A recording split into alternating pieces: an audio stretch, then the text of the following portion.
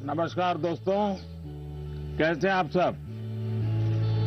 उम्मीद है परीक्षा की तैयारी अच्छी चल रही होगी। ये परीक्षा पे चर्चा का पहला वर्चुअल एडिशन है। अब जानते हैं हम पिछले 1 साल से कोरोना के बीच जी रहे हैं और उसके कारण हर किसी को नया नया इनोवेशन करना पड़ रहा है। मुझे भी आप लोगों से मिलने का मोह इस बार छोड़ना पड़ रहा है और मुझे भी एक नए फॉर्मेट में आपके बीच आना पड़ रहा है और आपसे रूबरू न मिलना, आपके चेहरे की खुशी न देखना, आपका उमंग और उत्साह न अनुभव करना, ये अपने आप में मेरे लिए बहुत बड़ा लॉस है। लेकिन फिर भी परीक्षा तो है ही है। आप है, मैं हूं, परीक्षा है, तो फिर अच्छा ही है कि हम परीक्षा पे चर्चा कंटिन्यू करेंगे और इस साल भी ब्रेक नहीं लेंगे। अभी हम अपनी बातचीत का सिलसिला शुरू करने जा रहे हैं। एक बात मैं शुरू में जरूर देशवासियों को भी बताना चाहता हूं और गार्डियंस को बताना चाहता हूं, टीचर्स को बताना चाहता हूं। ये परीक्षा पे चर्चा है, लेकिन सिर्फ परीक्षा की ही चर्चा नहीं है। बहुत कुछ बातें हो सकती हैं। एक हल्का फुल्का माहौल बनाना है, एक नया आत्मविश्वास पैदा करना है और जैसे अपने घर में बैठ के बातें करते हैं, अपनों के बीच बात करते हैं, यार दोस्तों के साथ बात करते हैं, आइए हम भी ऐसे ही बात करेंगे।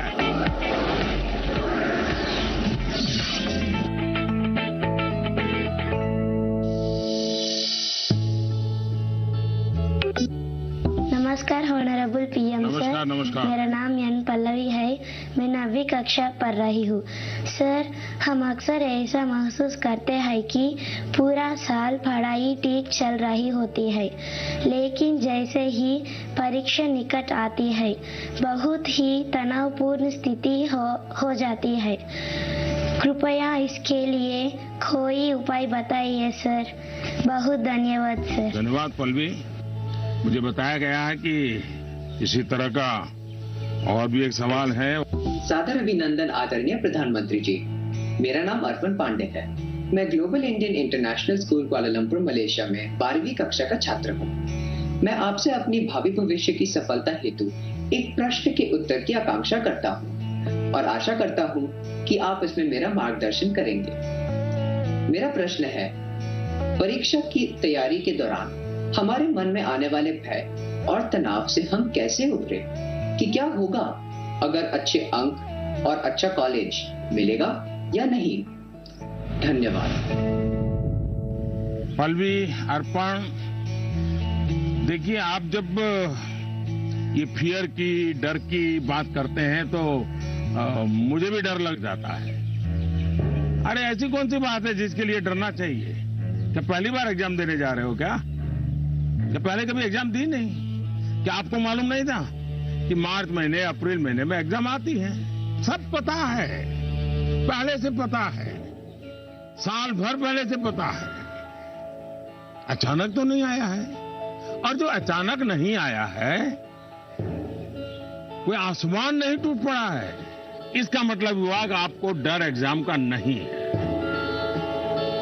आपको डर किसी और का है। वो क्या है?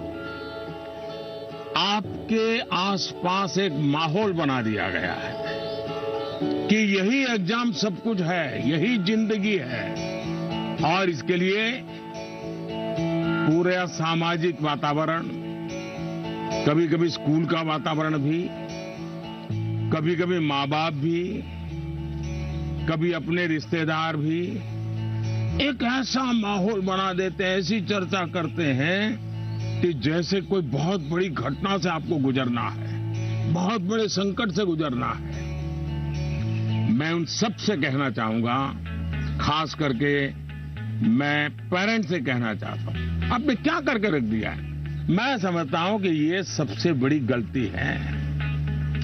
हम आवश्यकता से अधिक ओवर कॉन्शियस हो जाते हैं, हम थोड़े ज्यादा ही सोचने लग जाते हैं, और इसलिए मैं समझता हूं कि जिंदगी में ये कोई आखिरी मुकाम नहीं है। ये जिंदगी बहुत लंबी है, बहुत पड़ाव आते हैं। एक छोटा सा पड़ाव है, हमें दबाव नहीं बनाना चाहिए। चाहे टीचर हो, स्टूडेंट हो, परिवारजन हो, यार दोस्त हो, अगर बाहर का दबाव कम हो गया, खत्म हो गया, तो एग्जाम का दबाव कभी महसूस नहीं होगा। कॉन्फिडेंस फलेगा, फूलेगा, प्रेशर रिलीज हो जाएगा, डिक्रीज हो जाएगा, और बच्चों को घर में सहज तनाव मुक्त जीना चाहिए। छोटी मोटी हल्की फुल्की बातें जो रोज करते थे वैसी करनी चाहिए। देखिए दोस्तों, पहले क्या होता था, पहले माँ बाप बच्चों के साथ ज्यादा इन्वॉल्व रहते थे और सहज भी रहते थे और कई विषयों पर इन्वॉल्व रहते थे। आज जो भी इन्वॉल्व रहते हैं वो ज्यादातर कैरियर, एग्जाम, पढ़ाई, किताब, सिलेबस, मैं उसको सिर्फ इन्वॉल्वमेंट नहीं मानता हूं, और इससे इन्हें अपने बच्चों के असली सामर्थ्य का पता नहीं होता है। अगर माँ बाप ज्यादा इन्वॉल्व है तो बच्चों की रुचि, प्रकृति, प्रवृत्ति, इस सबको अच्छी तरह समझते हैं और जो कमियां हैं उन कमियों को समझ करके उसको भरने की कोशिश करते हैं, और उसके कारण बालक का कॉन्फिडेंस लेवल बढ़ता है। उसकी स्ट्रेंथ माँ बाप को पता है, उसकी वीकनेसेस माँ बाप को पता है, और उसके कारण माँ बाप समझते हैं कि ऐसे समय वीकनेसेस को बाजू में करो, स्ट्रेंथ को जितना बल दे सकते हो दो। लेकिन आज कुछ माँ बाप इतने व्यस्त हैं कि उन्हें बच्चों के साथ रियल सेंस में इन्वॉल्व होने का समय ही नहीं मिलता। इसका परिणाम क्या होता है, आज बच्चे के सामर्थ्य का पता लगाने के लिए पेरेंट्स को एग्जाम के रिजल्ट का शीट देखना पड़ता है, और इसलिए बच्चों का आकलन भी बच्चों के रिजल्ट तक ही सीमित हो गया है। मार्क्स के परे भी बच्चे में कई ऐसी चीजें होती हैं जिन्हें पेरेंट्स मार्क ही नहीं कर पाते हैं। साथियों, हमारे यहां एग्जाम के लिए एक शब्द है कसौटी, मतलब खुद को कसना है। ऐसा नहीं है एग्जाम आखिरी मौका है, बल्कि एग्जाम तो एक प्रकार से एक लंबी जिंदगी जीने के लिए अपने आप को कसने का उत्तम अवसर है, एक अपॉर्चुनिटी है। समस्या तब होती है जब हम एग्जाम को ही जैसे जीवन के सपनों का अंत मान लेते हैं, जीवन मरण का प्रश्न बना देते हैं। दरअसल एग्जाम जीवन को गढ़ने का एक अवसर है, एक अपॉर्चुनिटी है, एक मौका है। उसे उसी रूप में लेना चाहिए। एक्चुअली हमें अपने आप को कसौटी पर कसने के मौके खोजते ही रहना चाहिए ताकि हम और बेहतर कर सकें। हमें भागना नहीं चाहिए। आइए दोस्तों, अगले सवाल की तरफ बढ़ते हैं। माननीय प्रधानमंत्री जी नमस्कार, मेरा नाम पुण्य सुन्या है। मैं कक्षा 11वीं की छात्र हूँ। मेरे विद्यालय का नाम विवेकानंद केंद्र विद्यालय निर्जुली, डिस्ट्रिक्ट पापुमपारे, स्टेट अरुणाचल प्रदेश है। माननीय प्रधानमंत्री जी, कुछ सब्जेक्ट्स और कुछ चैप्टर्स है जिनको लेकर मैं सहज नहीं हूँ, उनसे पीछा छुड़ाने में लगी रहती हूँ। मैं चाहे कितनी भी कोशिश क्यों ना करूँ, मैं उन्हें पढ़ नहीं पाती हूँ। शायद ये इसलिए होता है क्योंकि मुझे उनसे डर लगता है। सर, इस स्थिति को कैसे दूर किया जा सकता है? धन्यवाद सर।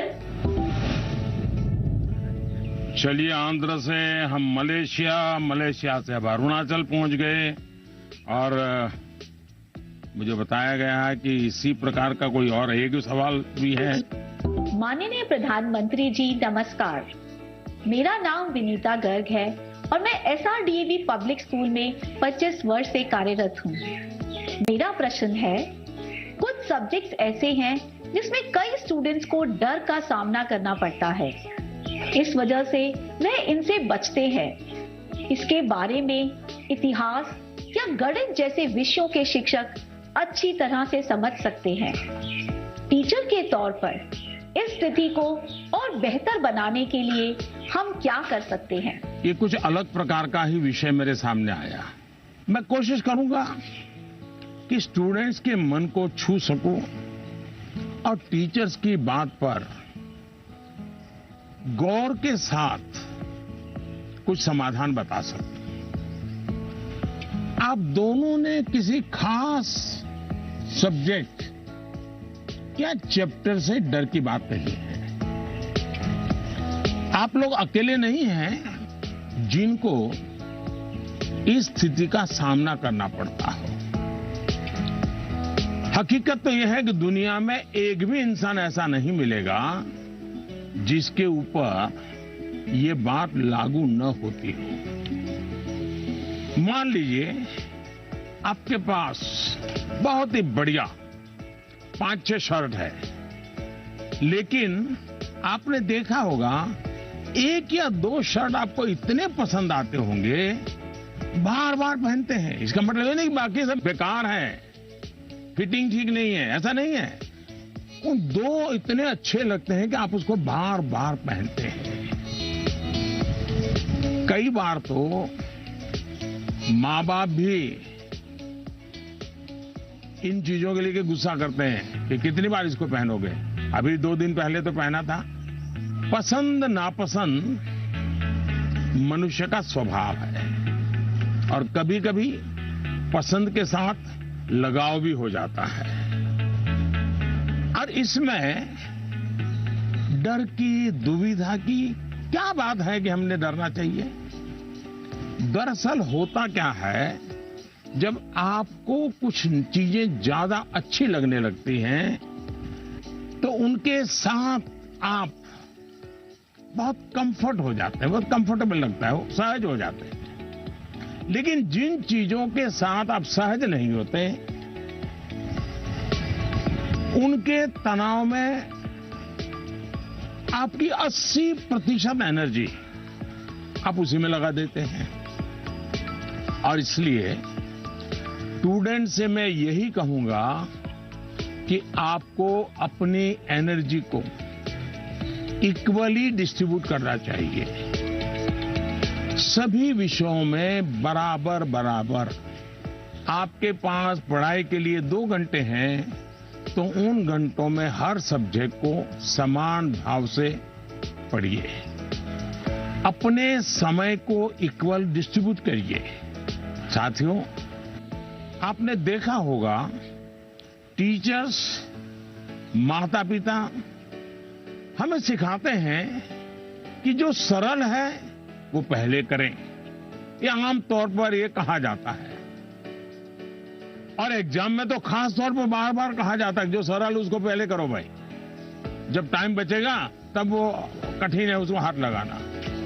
लेकिन पढ़ाई को लेकर मैं समझता हूं ये सलाह आवश्यक नहीं है और उपयोगी भी नहीं है। मैं जरा इस चीज को अलग नजरिए से देखता हूं। मैं कहता हूं जबकि पढ़ाई की बात हो तो कठिन जो है उसको पहले लीजिए। आपका माइंड फ्रेश है, आप खुद फ्रेश हैं, उसको अटेंड करने का प्रयास कीजिए। जब कठिन को अटेंड करेंगे तो सरल तो और भी आसान हो जाएगा।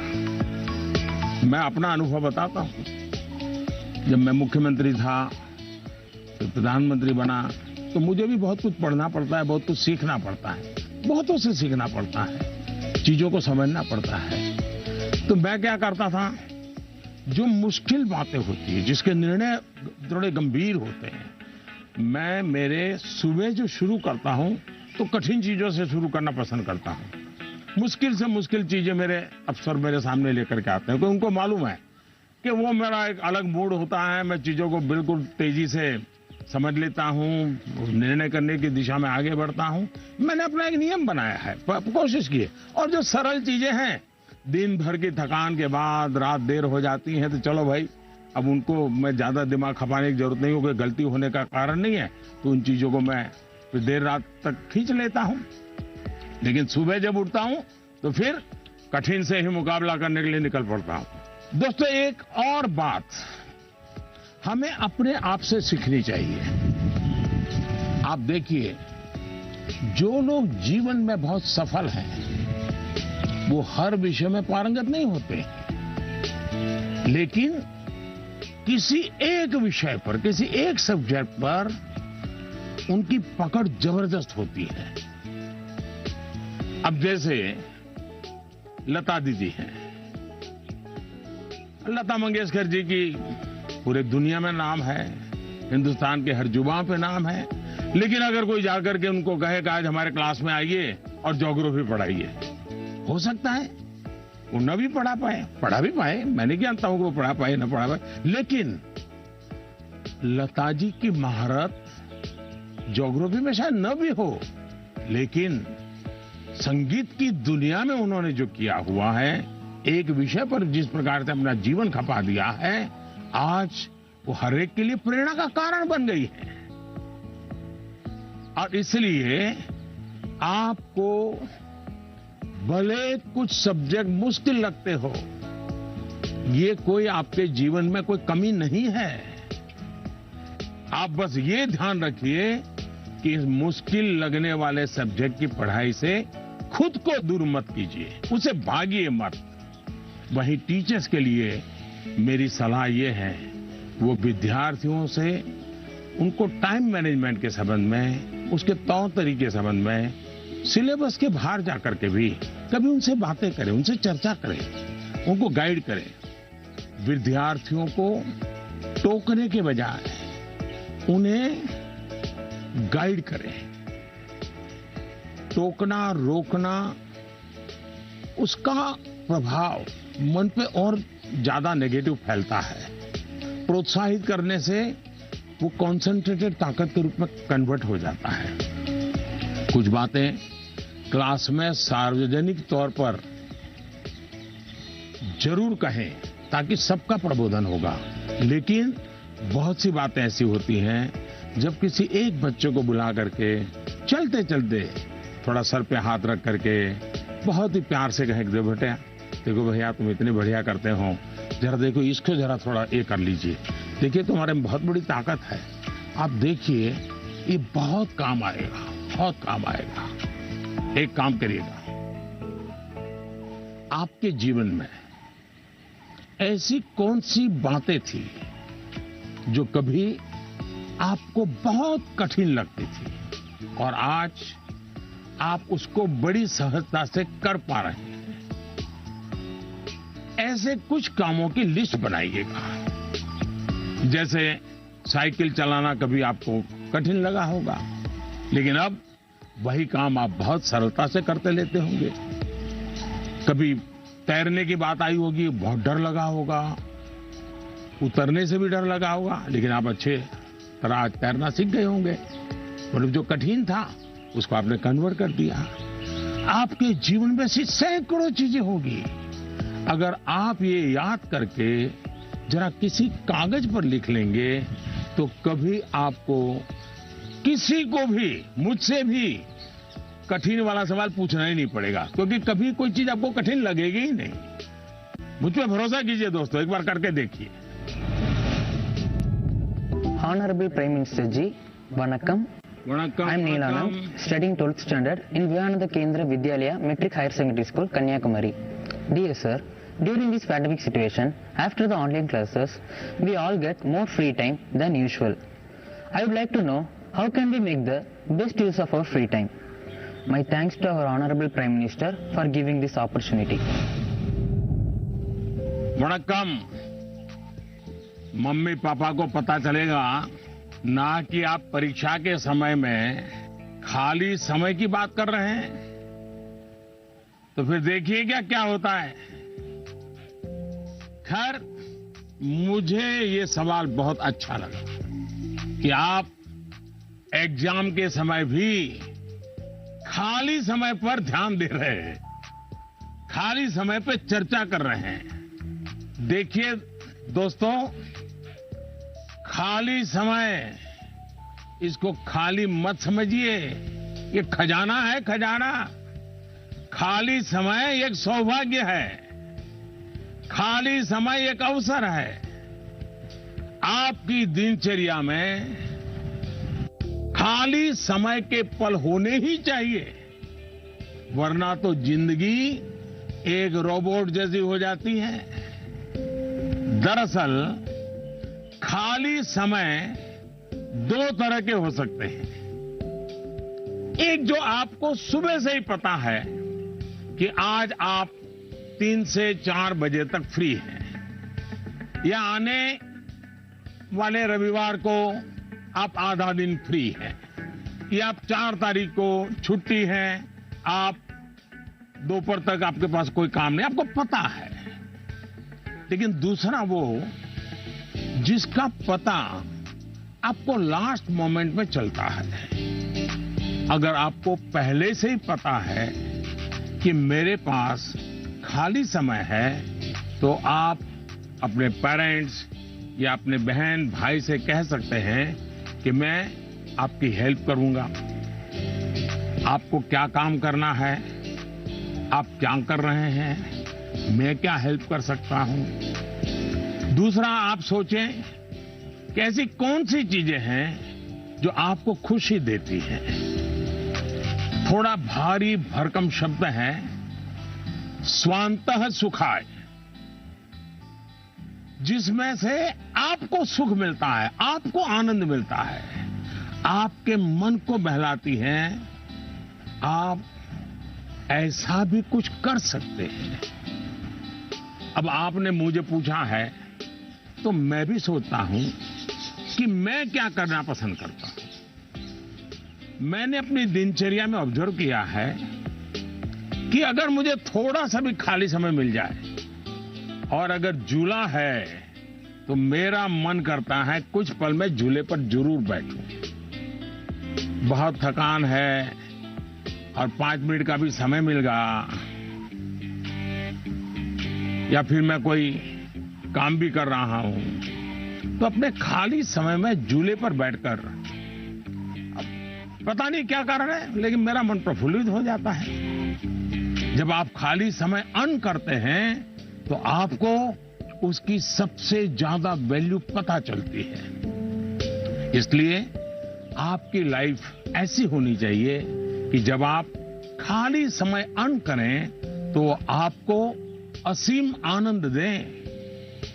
यहां यह भी ध्यान रखने की जरूरत है कि खाली समय में किन चीजों से बचना चाहिए, नहीं तो वही चीज सारा समय खा जाएगी, पता भी नहीं चलेगा, और अंत में रिफ्रेश रिलैक्स होने के बजाय आप तंग आ जाएंगे, थकान महसूस करने लगेंगे।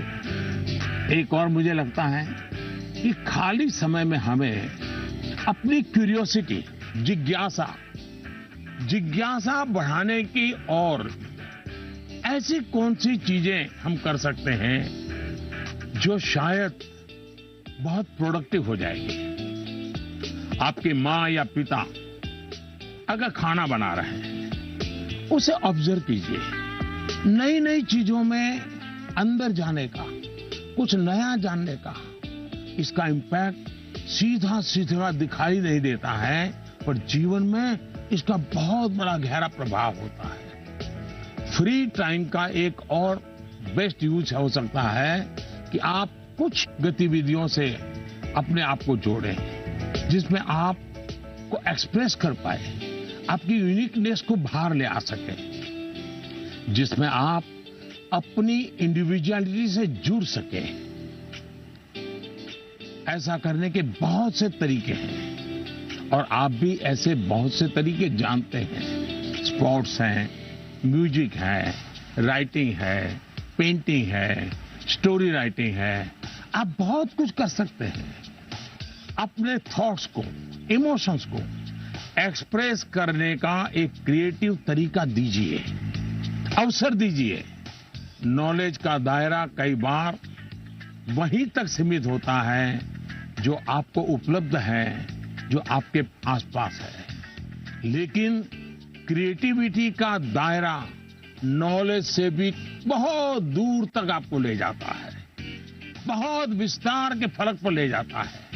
क्रिएटिविटी आपको उस क्षेत्र में ले जा सकती है जहां पहले कभी कोई नहीं पहुंचा जो नया हो। हमारे यहां कहा जाता है, जहां न पहुंचे रवि वहां पहुंचे कवि।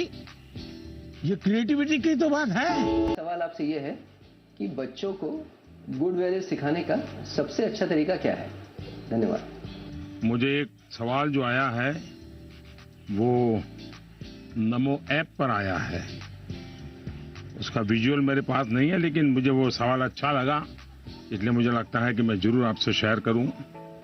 पटना से सवाल है, प्रवीण कुमार ने पूछा है, सर आज माँ बाप के लिए बच्चे बड़े करना थोड़ा मुश्किल हो गया है। कारण आज का जमाना और आज के बच्चे, ऐसे में हम कैसे ये सुनिश्चित करें कि हमारे बच्चों का व्यवहार, आदतें और चरित्र अच्छा हो। प्रवीण कुमार एक जागरूक पिता के रूप में शायद मुझे पूछ रहे हैं। बड़ा कठिन सवाल है मेरे लिए। मैं कहूंगा कि पहले तो आप स्वयं चिंतन करें, आत्मचिंतन करें। क्या ऐसा तो नहीं है कि जीवन जीने का जो तरीका आपने चुना है, आप चाहते हैं वैसे ही जिंदगी आपके बच्चे भी जिए और थोड़ा सा भी उनमें बदलाव आता है तो आपको लगता है कि पतन हो रहा है, वैल्यूज का ह्रास हो रहा है। मुझे बराबर याद है, एक बार मैं स्टार्टअप से जुड़े हुए नौजवानों से मैंने एक समारोह किया, तो बंगाल की एक बेटी जिसने स्टार्टअप शुरू किया है अपनी पूरी कैरियर छोड़ करके, तो उसने अपना अनुभव बताया, वो मुझे हमेशा याद रहता है। उस बेटी ने कहा कि मैंने अपनी नौकरी छोड़ दी, कैरियर छोड़ दी और स्टार्टअप शुरू किया, और मेरी माँ को जब पता चला तो मेरी माँ ने तुरंत कहा सर्वनाश। यानी इतना माँ को झटका लगा, लेकिन बाद में वो बेटी स्टार्टअप में बहुत सफल रही थी। आपको सोचना चाहिए कि आप अपने भाव विश्व में अपने बच्चों को जकड़ने का प्रयास तो नहीं कर रहे हैं, और इसलिए आपका परिवार, आपकी परंपराएं, उसमें मूलभूत मूल्यों को कैसे जोड़ दें, हमें आइडेंटिफाई करना चाहिए। जैसे हमारे यहां कहा जाता है, जन सेवा ही प्रभु सेवा है। ये हमारे शास्त्रों में मूल्य के रूप में है, लेकिन आपके घर में पूजा पाठ तो बहुत होती है। दुनिया को दिखता है कि आप बहुत धार्मिक हैं, रिचुअल से भरा जीवन है, लेकिन आप जनसेवा में कहीं नजर नहीं आते हैं। अब जब आपकी संतान यह विरोधाभास देखती है तो उसके मन में कॉन्फ्लिक्ट शुरू हो जाता है, सवाल खड़े हो जाते हैं, और सवाल उठना स्वाभाविक में है। उसी प्रकार से भी हमारे मूल्य हैं कि जीव मात्र से परमात्मा का वास है। उसी प्रकार से हम सबकी मान्यता है और हमें यह सिखाया गया है, हमारे जीवन मूल्य के रूप में प्रस्थापित हो चुका है, और हमारी सोच है कि जीव मात्र में परमात्मा का वास है। लेकिन आपके घर में जो काम करने आते हैं, झाड़ू पोछा लगाने आते हैं, लिफ्ट चलाने वाला होता है, आपको स्कूल में छोड़ने वाला ऑटो रिक्शा ड्राइवर है, क्या कभी आपने उनसे उनके सुख दुख की चिंता और चर्चा की है? क्या कभी आपने पूछा, वे आपके परिवार में तो किसी को कोरोना नहीं हुआ है ना? आपके परिवार के तो सब सुखी है ना? आप जिस गांव से आए हो उस गांव में तो सब ठीक है ना? क्या आपने कभी पूछा है? अगर आप ऐसा करते तो आपको अपने बच्चे को मूल्य नहीं सिखाने पड़ते। मैं आप पर सवाल नहीं खड़े कर रहा, एक सामान्य व्यवहार की बात कर रहा हूं। कुछ लोग वाकई ऐसा नहीं करते। बच्चे का बर्थडे होता है, बहुत सारी तैयारियां होती हैं। कितने लोग अपने घर में काम करने वालों से कहते हैं कि जो भी काम करना है 5 बजे तक पूरा कर दो, 6 बजे जब मेहमान आना शुरू हो जाएंगे तब तुम भी हमारे परिवार के मेहमान के रूप में कपड़े पहन करके, अच्छे कपड़े पहन करके परिवार के सबको लेकर के आ जाना। आप देखिए, आप उनसे क्या कहते हैं? आज घर में बहुत से मेहमान जाने वाले हैं, देर तक रुकना पड़ेगा। आप ऐसा कहने के बजाय क्या कहते हैं? देखो, कल बहुत मेहमान आने वाले हैं, बहुत काम है, तुम घर बता के आ जाना, देर से आऊंगा, देर से आऊंगी। यानी आपका बच्चा देख रहा है कि इतना बड़ा उत्सव है घर में, लेकिन वो जो मेरे लिए मेहनत करते हैं दिन रात, वो तो इसमें हिस्सेदार ही नहीं है। और तभी उस बच्चे के मन में टकराव शुरू होता है। मैं आपको एक और उदाहरण देता हूं। हम कहते हैं बेटा बेटी एक समान, ये मूल्य है हमारे यहां देव रूप की जो कल्पना की गई है उसमें स्त्री भगवान का उतना ही महत्व है। लेकिन हमारे घर के वातावरण में बेटे और बेटी के बीच जाने अनजाने में जो ट्रीटमेंट किया जाता है उसमें असमानता होती है। उसके बाद जब वही बेटा समाज जीवन में जाता है तो उसके द्वारा नारी समानता में कुछ न कुछ कमी की संभावना बन ही जाती है।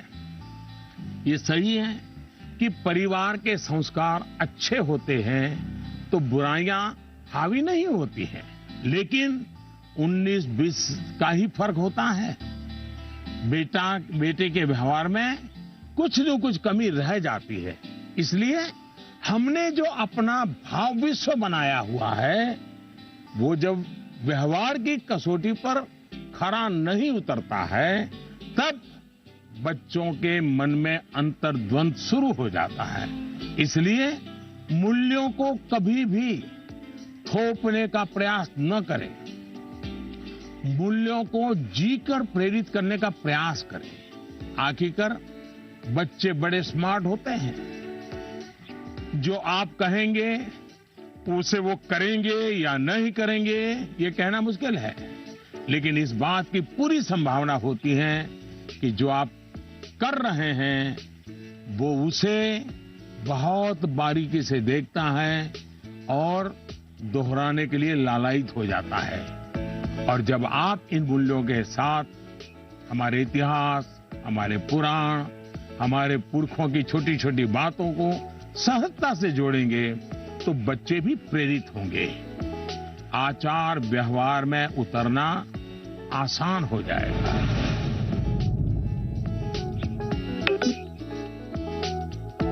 नमस्कार सर, मैं प्रतिभा गुप्ता, कुंदन विद्या मंदिर लुधियाना से।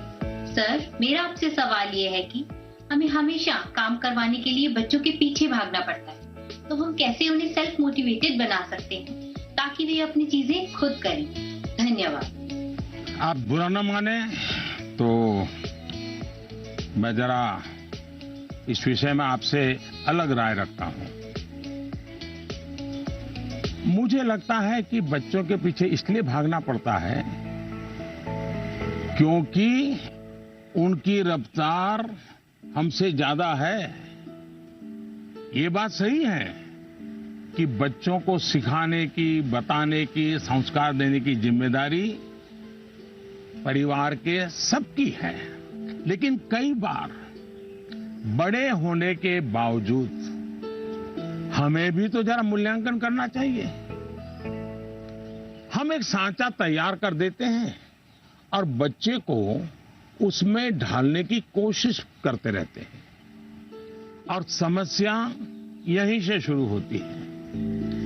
हम इसे सोशल स्टेटस का सिंबल बना देते हैं। अक्सर माता पिता अपने मन में कुछ लक्ष्य तैयार कर लेते हैं, कुछ पैरामीटर बना लेते हैं और कुछ सपने भी पाल लेते हैं। फिर अपने उन सपनों और लक्ष्यों को पूरा करने का बोझ बच्चों पर डाल देते हैं।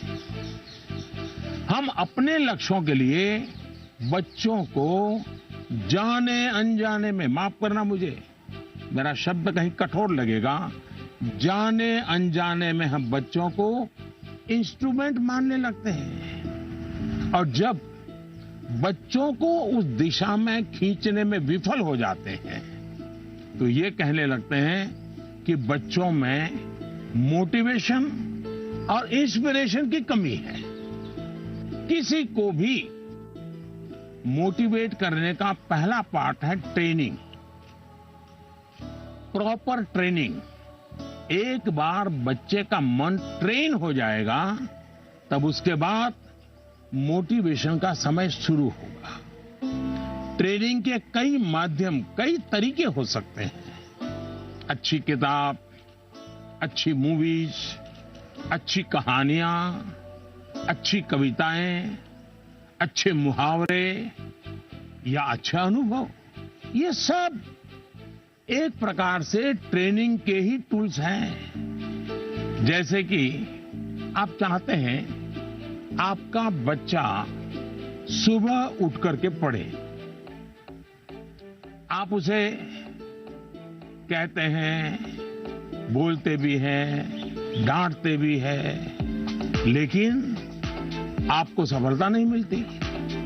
लेकिन क्या आपके घर में कभी ऐसी किताबों की चर्चा होती है जिसमें इनडायरेक्टली सुबह उठने के फायदों की चर्चा हो, का हिस्सा बन गई है, उन्हें आप कभी नहीं भूलते हैं। दूसरे शब्दों में कहूं तो ये मेमोराइज नहीं है, एक्चुअली ये इंटरनलाइज है।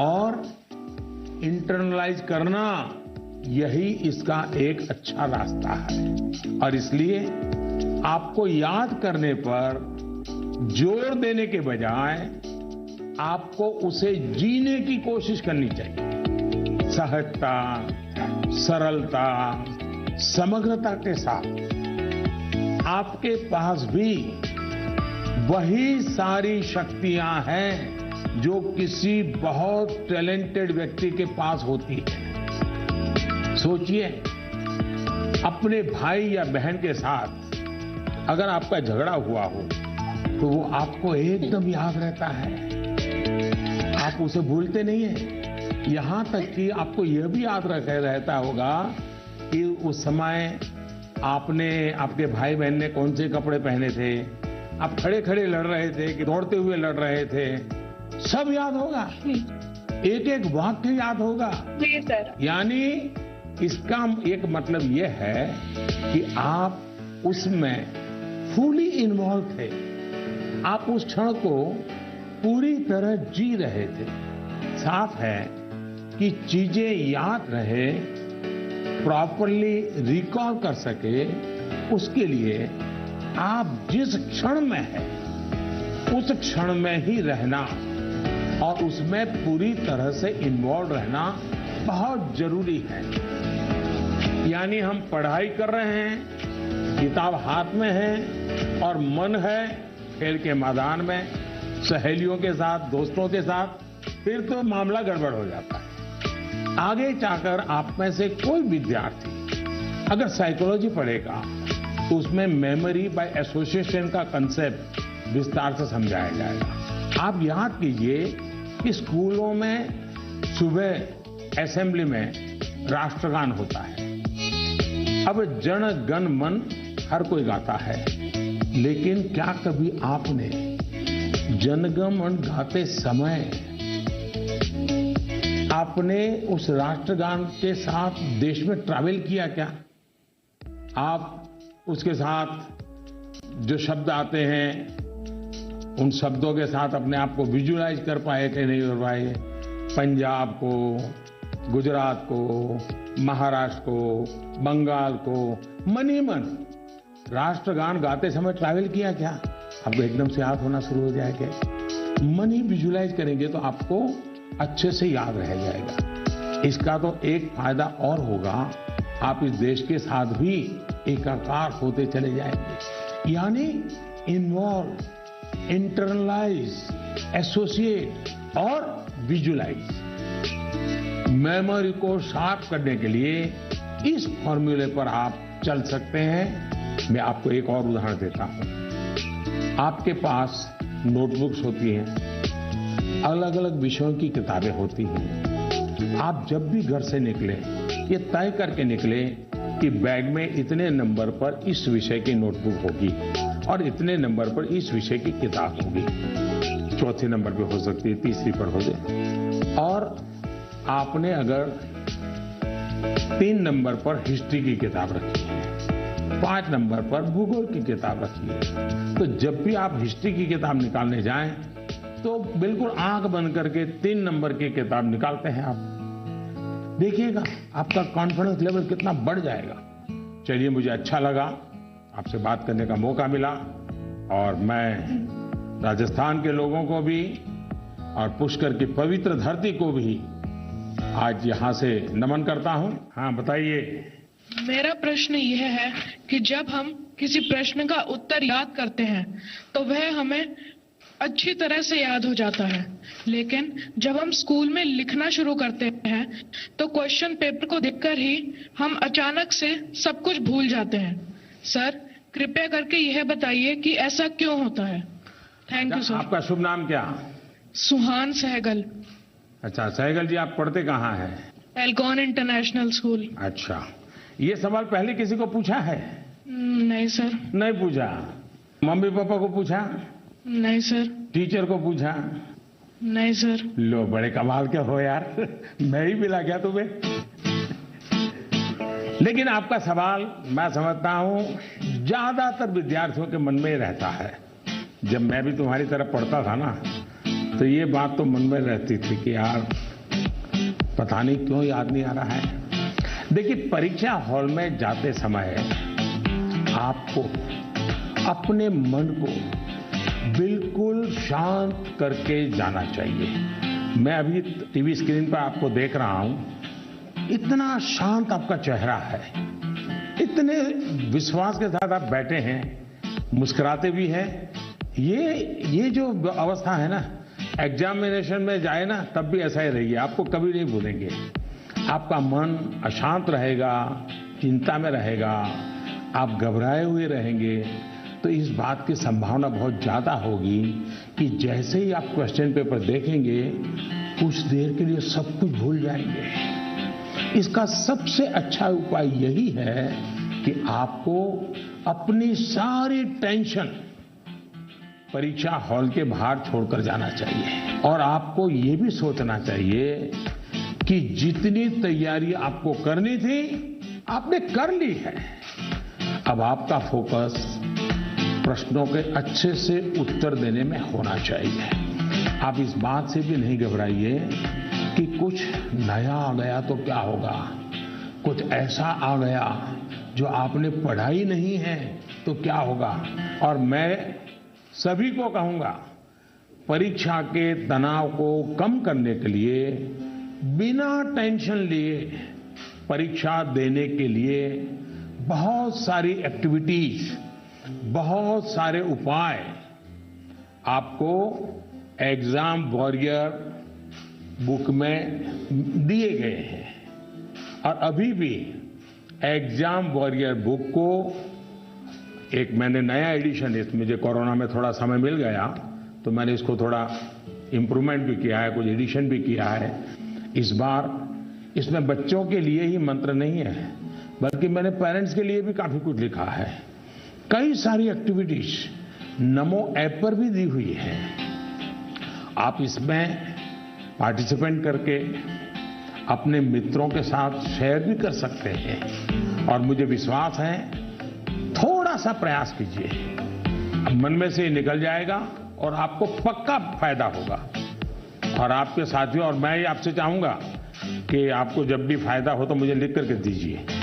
एग्जाम वॉरियर पढ़ करके मुझे चिट्ठी लिखिए। लिखोगे ना? जी सर। वाह, शाबाश। Thank you sir. नमस्ते जी। मेरा नाम भारवी पोपट है। मैं गुजरात अहमदाबाद के ग्लोबल मिशन इंटरनेशनल स्कूल संस्कार धाम के कक्षा 11वीं कॉमर्स की छात्रा हूँ। श्रीमान, इस कोरोना काल में उद्योग, व्यापार, सरकार को भी तकलीफ आई होगी, लेकिन क्या आपने सोचा है कि विद्यार्थियों को क्या तकलीफ आई? सर, इस संकट को मैं अपने जीवन में किस रूप में याद रखूं? ऐसा लगता है कि हम छात्रों का एक साल निरर्थक हो गया हो। मेरी जगह आप होते तो क्या करते? आपका मार्गदर्शन हमें दिशा देगा। धन्यवाद। धारवी आपका छोटा भाई है? बड़ा भाई, छोटा भाई कोई है घर में? छोटी बहन है। हैं? छोटी बहन है सर। छोटी बहन है। अच्छा जी सर। छोटी बहन को ऐसे ही डांटती हो जैसे अभी कह रही थी? नहीं सर। है? ऐसे आंखें खोल करके बोल रही थी? अच्छा, साबरमती आश्रम पहले आई थी कि आज पहली बार आई? सर, फर्स्ट टाइम आई हूँ आज। फर्स्ट टाइम आई हो? कितने साल से अहमदाबाद में रह रही हो? 6 years सर। अच्छा, तो 6 साल से रह रही हो और आपको कभी मन नहीं कर गया कि भारत की आजादी का इतना महत्वपूर्ण स्थान, वहां कभी जाना चाहिए? आज तो सुबह से आ गए होंगे आप लोग? जी सर, बिल्कुल। तो आपने देखा क्या? आज सब चीजें देखी क्या? हाँ सर, देखी। मन को शांति का अनुभव हुआ? हाँ सर, बहुत शांति का अनुभव हुआ। देखिए, जा करके अपने संस्कार धाम के दोस्तों को भी कहो कि साबरमती आश्रम जाना चाहिए, और अपने परिवार और मित्रों के भी कहो कि साबरमती आश्रम जाना चाहिए और वहां की शांति का अनुभव करना चाहिए। कुछ पल मौन वहां बैठना चाहिए। करोगे? हाँ सर। अच्छा, अब आप चलिए, आपके सवाल पर आता हूं। मैं तो एकदम से धार्मिक को उपदेश ही देने लग गया था। देखिए, आपकी बात बिल्कुल सही है। जहां तक कोरोना का प्रश्न है, मैं तो इसे इस रूप में देखता हूं कि जो गलती आपने नहीं की, उसका खामियाजा आपको उठाना पड़ा। ये आपके लिए जीवन की एक सीख है कि कई बार जीवन में बहुत कुछ अचानक घटता है, अकल्पनीय घटता है, और इन घटनाओं पर आपका कोई नियंत्रण नहीं होता है। कोरोना में भी हम कह सकते हैं कि बच्चों का, युवाओं का जो नुकसान हुआ है वो बहुत बड़ा है। बचपन के लिए तो 1 साल का नुकसान बड़ी इमारत की नींव में एक खालीपन जैसा है। इस कमी को भरना आसान नहीं है। स्कूल एज मतलब हंसना, खेलना, मिट्टी में खेलना, मिट्टी उछालना, गर्मी, सर्दी, बरसात, हर चीज का आनंद, दोस्तों के साथ, क्लासरूम में, टीचर के साथ गप्पे मारना, बातें करना, घर की छोटी सी भी घटना है चारों दौर एकदम से बता देना, उनके बीच रहना, ये सब जीवन की विकास यात्रा के लिए बहुत अनिवार्य होता है। इन सब चीजों से आप सहज ही कितना कुछ सीख सकते हैं। आपको भी लगता ही होगा, कोरोना काल के पहले का समय आप याद करते होंगे तो सोचते होंगे कि कितना कुछ मिस किया है। लेकिन कोरोना काल में अगर काफी कुछ खोया है तो बहुत कुछ पाया भी है। कोरोना की सबसे पहली सीख तो यही है कि आपने जिस चीज को, जिन जिन लोगों को मिस किया, उनकी आपके जीवन में कितनी बड़ी भूमिका है, ये इस कोरोना काल में ज्यादा पता चला है। आपको इस बात का एहसास हुआ कि किसी को भी फॉर ग्रांटेड नहीं लेना चाहिए।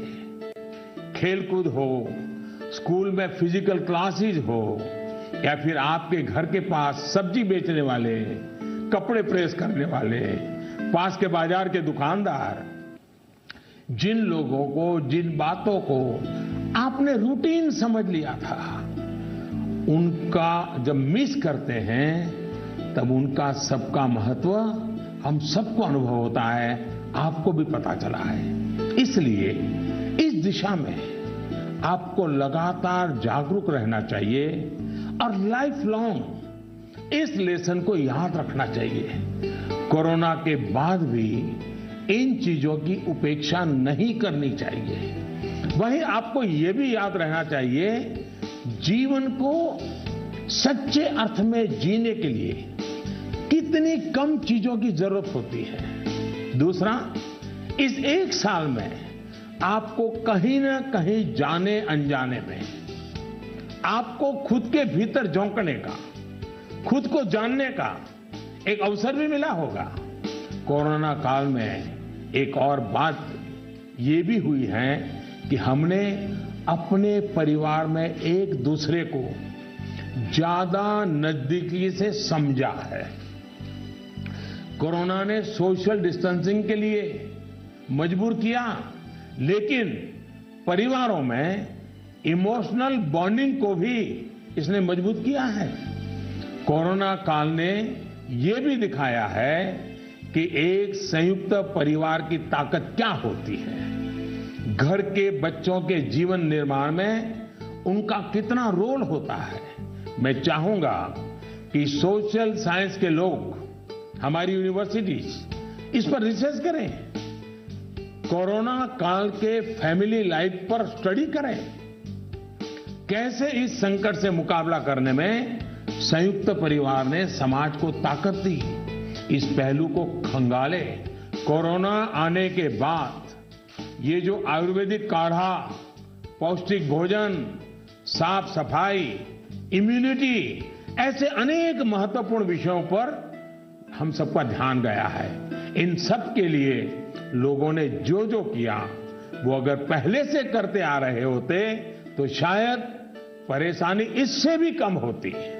लेकिन अच्छा है, अब ये बदलाव लोगों ने अपने जीवन में शामिल कर लिया है और इसलिए मैं यही कहूंगा, ये बहुत बड़ी बात है कि परिवार के बच्चे ऐसे गंभीर पहलुओं पर सोच रहे हैं, बात कर रहे हैं। धन्यवाद बेटा, धन्यवाद। নমস্কাৰ। অতি মাননীয় প্ৰধানমন্ত্ৰী মহোদয়, সকলো অসমবাসী ৰাইজৰ ফালৰ পৰা মই অভিনন্দন জ্ঞাপন কৰিলোঁ। माननीय प्रधानमंत्री महोदय, मैं कृष्टि सैकिया केंद्र विद्यालय IIT गुवाहाटी की 10वीं कक्षा की छात्रा हूँ और समस्त असमवासियों की ओर से आपको प्रणाम। सर, नई पीढ़ी की एक बच्चे के तौर पर हम अपने पेरेंट्स और अपने बीच की जनरेशन गैप को हमेशा कम करना चाहते हैं। तो प्राइम मिनिस्टर सर, हम ये किस प्रकार कर सकते हैं? कृपया अपने मार्गदर्शन दीजिए। क्या नाम बताया बेटा? सर, क्रिस्टी सैकिया। इतनी बढ़िया हिंदी कैसे बोल लेती हो? धन्यवाद सर। चलिए, आपका सवाल तो बहुत अच्छा है। एक विद्यार्थी के रूप में आपने जो सवाल पूछा है उसके लिए मैं आपकी बहुत सराहना करता हूं।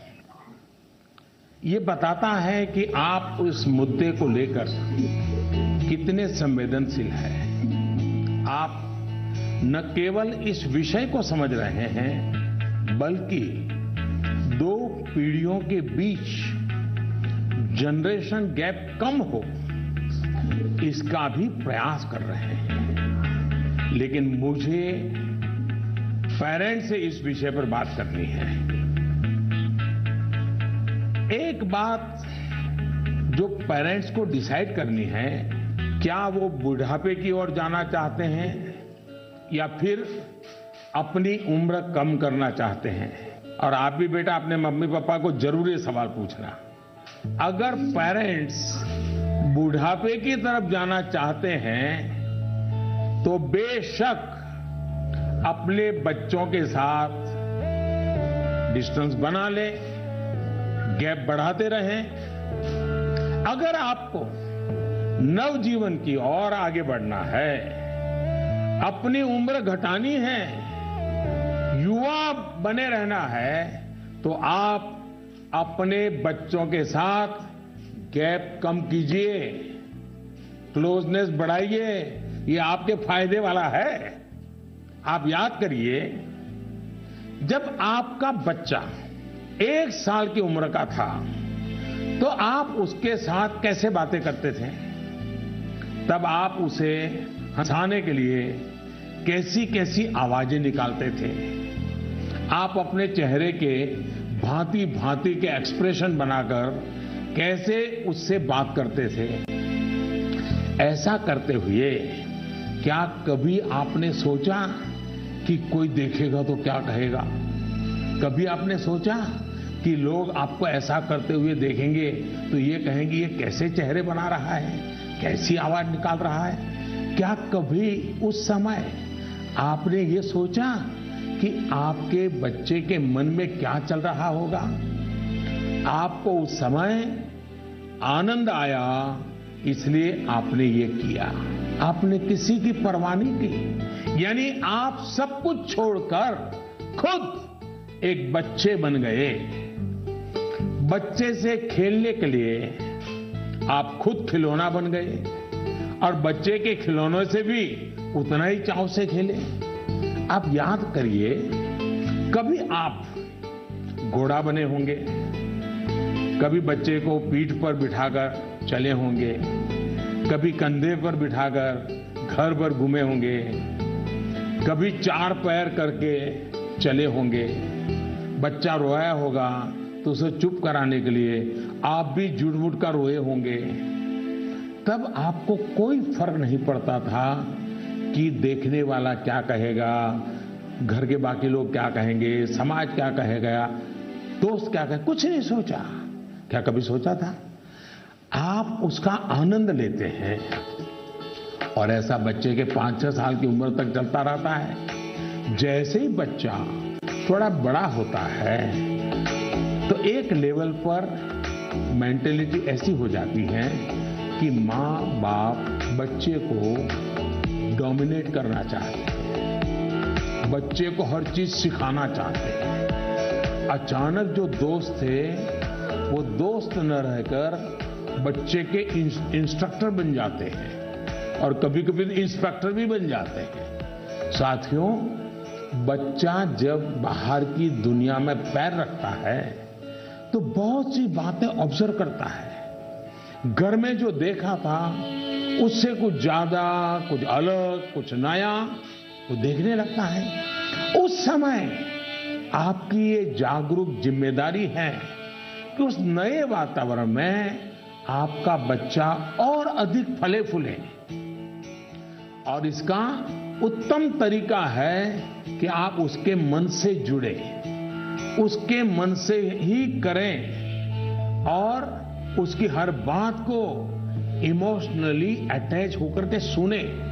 ऐसे नहीं फोन कर रहे हैं और वो बोल रहा है, ऐसा नहीं होना चाहिए। बिल्कुल उसके साथ जुड़िए। आपको जो पसंद नहीं, अगर वो काम आपका बच्चा करके आया है तो उसको डांटिए मत, टोकिए मत, बस सुनते रहिए।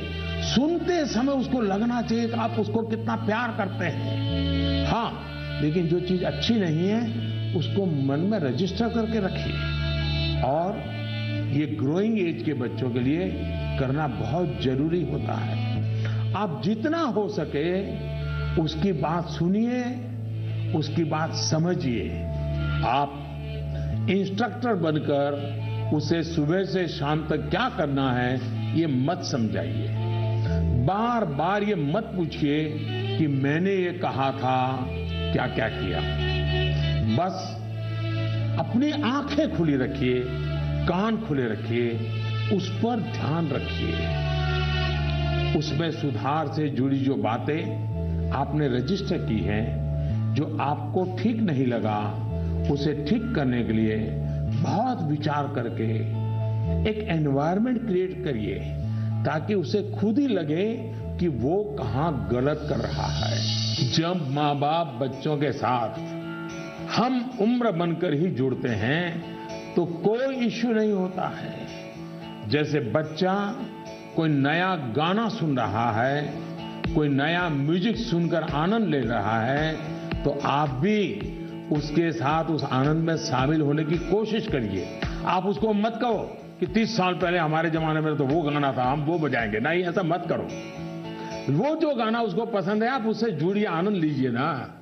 ये समझने की कोशिश तो करिए कि आखिर ऐसा क्या है उस गाने में कि आपका बच्चा उसे पसंद कर रहा है। लेकिन होता क्या है कि हम देखते हैं ठीक इसी समय कुछ माता पिता ये कहने लगते हैं कि ये क्या बेकार का गाना सुन रहे हो, असली म्यूजिक तो हमारे समय में होता था। अब तो जो बनता है वो सिर्फ शोर शराबा होता है।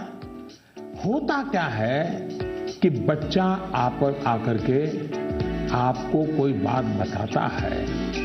वो बताता है कि आज स्कूल में हमने ये किया, तो कहीं आप अपनी ही कहानी लेकर तो नहीं बैठ जाते हैं कि अरे ये तो ऐसे ही, क्या है, क्या नई चीज है, ये तो वैसा ही है। अपने बच्चे के साथ उसकी जनरेशन की बातों में उतनी ही दिलचस्पी दिखाइएगा, आप उसके आनंद में शामिल होंगे तो आप देखिएगा जनरेशन गैप कैसे खत्म हो जाती है। और शायद जो बात आप कहना चाह रहे हैं वो उसके समझ में भी आ जाए। और इसलिए जनरेशन गैप को कम करने के लिए बच्चों और बड़ों को एक दूसरे को समझना होगा, खुले मन से गपशप करनी होगी, खुलकर बातें करनी होगी, समझना होगा, सुनना होगा और फिर आपको बदलने की तैयारी भी रखनी होगी। चलिए, असम से इतना बढ़िया सवाल मुझे मिला, जरा मैं लंबा ही जवाब दे गया, लेकिन मुझे अच्छा लगा। बहुत बहुत धन्यवाद बेटा। धन्यवाद सर। नमस्ते सर। नमस्ते। I am Shran Roy of class 10. I study in Central Model School, Barakpur, Kolkata. Sir, in the exam season, what scares us more is that what happens after exam. What will happen if our result does not come so good? Is failure in examination is actually the failure in our life too? अरे यार, ऐसा कैसे सोचते हो, हैं? अगर आप exam warrior किताब पढ़ते तो ये सारे सवालों के जवाब आप खुद ही लोगों को दे देते। लेकिन आपका सवाल महत्वपूर्ण है और शायद ऐसे सवाल बार बार उठते भी हैं और बार बार जवाब देने भी होते हैं। एक बार कहने से बात बनने वाली नहीं है।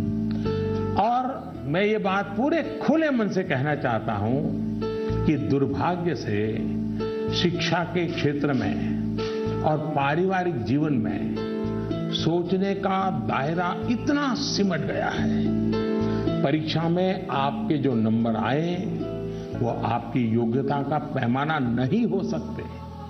भारत ही नहीं, दुनिया में आप ऐसे बहुत से सफल लोगों को देखेंगे जो क्लास में नंबरों में भले अच्छे नहीं थे, लेकिन आज वो अपनी फील्ड में सर्वश्रेष्ठ हैं। ये परीक्षा सिर्फ एक पड़ाव है। इस परीक्षा में नंबर कम आने का मतलब ये नहीं होना चाहिए कि आपके जीवन में बहुत बड़ा नुकसान हो गया। हाँ, भविष्य में आपको जिस एक चीज से आपको बचकर रहना चाहिए उसके बारे में मैं आपको जरूर बताऊंगा। एक नई तरह की कुरीति का हिस्सा बन गई है, उन्हें आप कभी नहीं भूलते हैं। दूसरे शब्दों में कहूं तो ये मेमोराइज नहीं है, एक्चुअली ये इंटरनलाइज है। और इंटरनलाइज करना यही इसका एक अच्छा रास्ता है।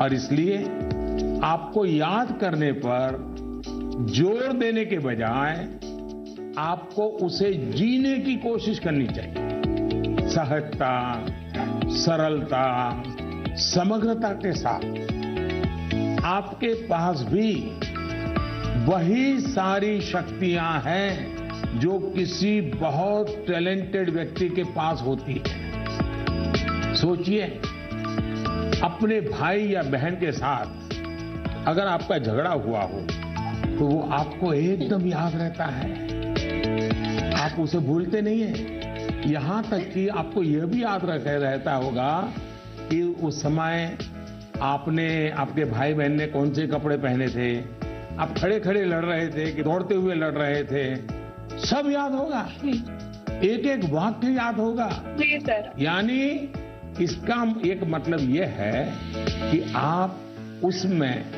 फुली इन्वॉल्व थे, आप उस क्षण को पूरी तरह जी रहे थे। साफ है कि चीजें याद रहे, प्रॉपरली रिकॉल कर सके, उसके लिए आप जिस क्षण में हैं उस क्षण में ही रहना और उसमें पूरी तरह से इन्वॉल्व रहना बहुत जरूरी है। यानी हम पढ़ाई कर रहे हैं, किताब हाथ में है और मन है खेल के मैदान में, सहेलियों के साथ, दोस्तों के साथ, फिर तो मामला गड़बड़ हो जाता है। आगे जाकर आप में से कोई विद्यार्थी अगर साइकोलॉजी पढ़ेगा तो उसमें मेमोरी बाय एसोसिएशन का कंसेप्ट विस्तार से समझाया जाएगा। आप याद कीजिए कि स्कूलों में सुबह असेंबली में राष्ट्रगान होता है। अब जन गण मन हर कोई गाता है, लेकिन क्या कभी आपने जनगण मन गाते समय आपने उस राष्ट्रगान के साथ देश में ट्रैवल किया क्या? आप उसके साथ जो शब्द आते हैं उन शब्दों के साथ अपने आप को विजुअलाइज कर पाए कि नहीं कर पाए? पंजाब को, गुजरात को, महाराष्ट्र को, बंगाल को मन ही मन राष्ट्रगान गाते समय ट्रैवल किया क्या? आपको एकदम से याद होना शुरू हो जाएगा। मन ही विजुअलाइज करेंगे तो आपको अच्छे से याद रह जाएगा। इसका तो एक फायदा और होगा, आप इस देश के साथ भी एकाकार होते चले जाएंगे। यानी इन्वॉल्व, इंटरनलाइज, एसोसिएट और विजुअलाइज। मेमोरी को शार्प करने के लिए इस फॉर्मूले पर आप चल सकते हैं। मैं आपको एक और उदाहरण देता हूं। आपके पास नोटबुक्स होती हैं, अलग अलग विषयों की किताबें होती हैं। आप जब भी घर से निकले ये तय करके निकले कि बैग में इतने नंबर पर इस विषय की नोटबुक होगी और इतने नंबर पर इस विषय की किताब होगी। चौथे नंबर पे हो सकती है, तीसरी पर हो जाए। और आपने अगर 3 नंबर पर हिस्ट्री की किताब रखी है, 5 नंबर पर भूगोल की किताब रखी है, तो जब भी आप हिस्ट्री की किताब निकालने जाएं तो बिल्कुल आंख बंद करके 3 नंबर की किताब निकालते हैं आप। देखिएगा आपका कॉन्फिडेंस लेवल कितना बढ़ जाएगा। चलिए, मुझे अच्छा लगा, आपसे बात करने का मौका मिला और मैं राजस्थान के लोगों को भी और पुष्कर की पवित्र धरती को भी आज यहां से नमन करता हूं। बहुत बहुत धन्यवाद।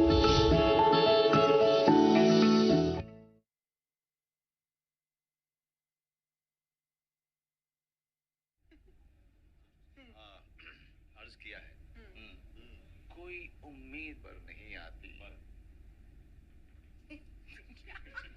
कोई उम्मीद पर नहीं आती।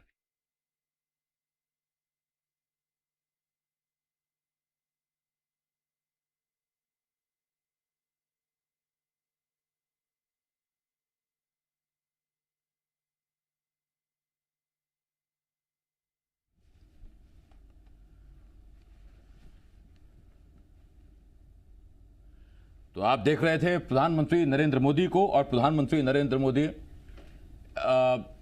बच्चों से परीक्षा पर संवाद कर रहे हैं और परीक्षा के लिए खुद को कैसे तैयार करना है, परीक्षा की चुनौती को कैसे पार करना है और परीक्षा को कैसे खुद पर हावी नहीं होने देना है, ये पीएम मोदी देश के सभी बच्चों को बता रहे हैं, खास तौर पर उनको जिनकी इस बार बोर्ड की परीक्षाएं हैं। और इस बार की बोर्ड परीक्षाएं आप जानते हैं कोरोना काल में हो रही हैं।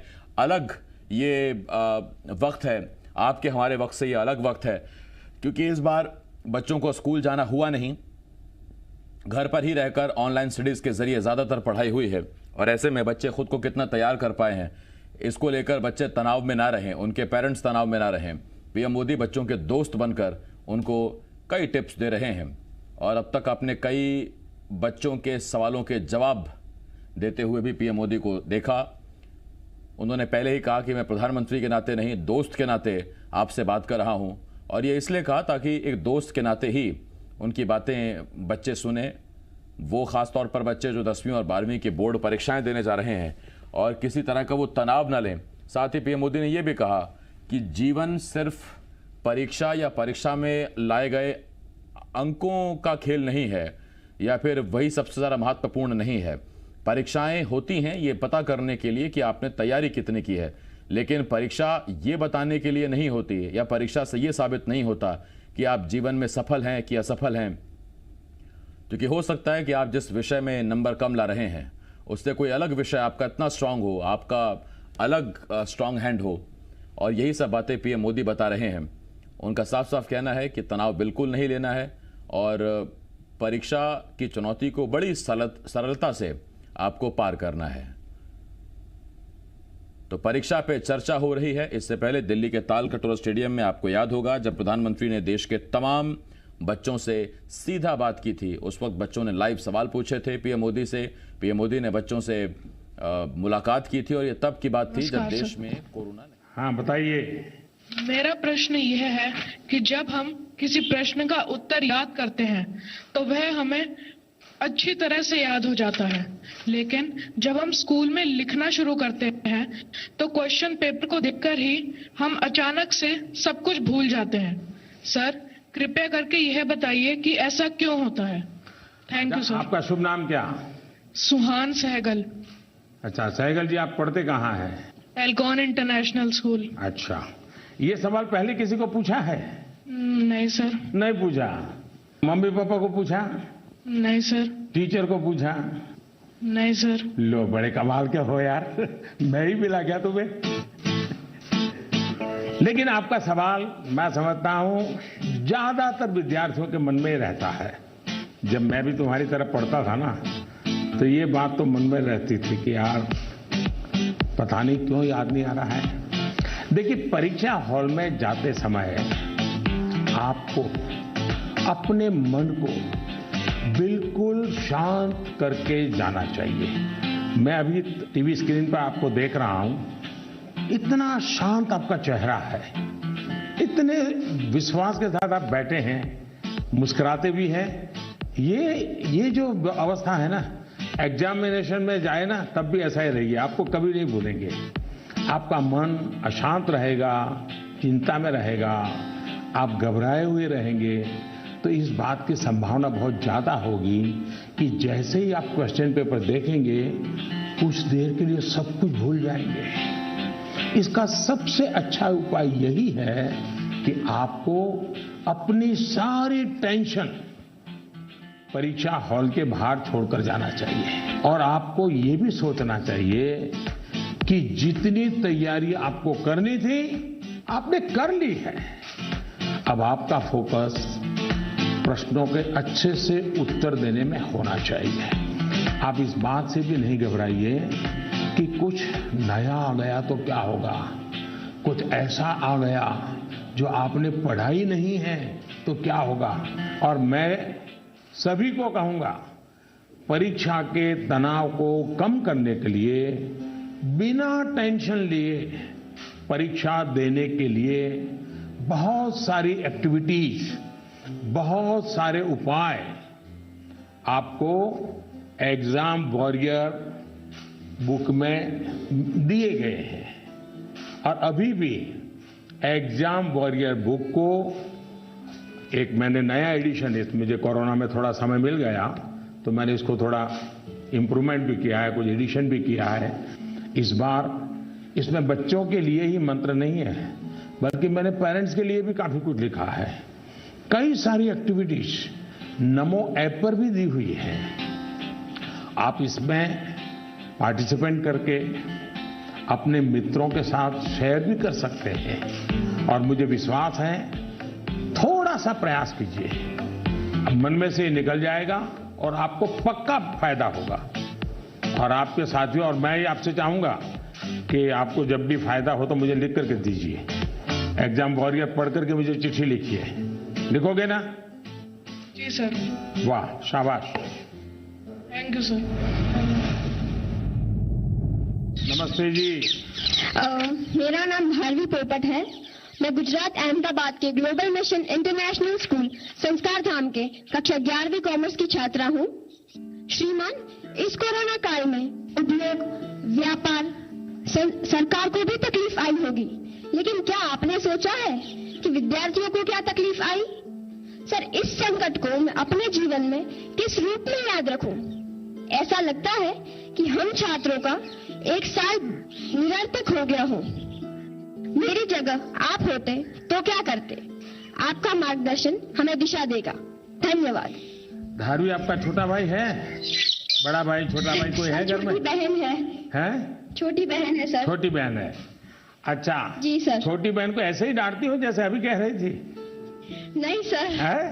ऐसे आंखें खोल करके बोल रही थी? अच्छा, साबरमती आश्रम पहले आई थी कि आज पहली बार आई? सर, फर्स्ट टाइम आई हूँ आज। फर्स्ट टाइम आई हो? कितने साल से अहमदाबाद में रह रही हो? 6 years सर। अच्छा, तो 6 साल से रह रही हो और आपको कभी मन नहीं कर गया कि भारत की आजादी का इतना महत्वपूर्ण स्थान, वहां कभी जाना चाहिए? आज तो सुबह से आ गए होंगे आप लोग? जी सर, बिल्कुल। तो आपने देखा क्या? आज सब चीजें देखी क्या? हाँ सर, देखी। मन को शांति का अनुभव हुआ? हाँ सर, बहुत शांति का अनुभव हुआ। देखिए, जाकर के अपने संस्कार धाम के दोस्तों को भी कहो कि साबरमती आश्रम जाना चाहिए, और अपने परिवार और मित्रों के भी कहो कि साबरमती आश्रम जाना चाहिए और वहां की शांति का अनुभव करना चाहिए। कुछ पल मौन वहां बैठना चाहिए। करोगे? हाँ सर। अच्छा, अब आप चलिए, आपके सवाल पर आता हूं। मैं तो एकदम से धार्मिक को उपदेश ही देने लग गया था।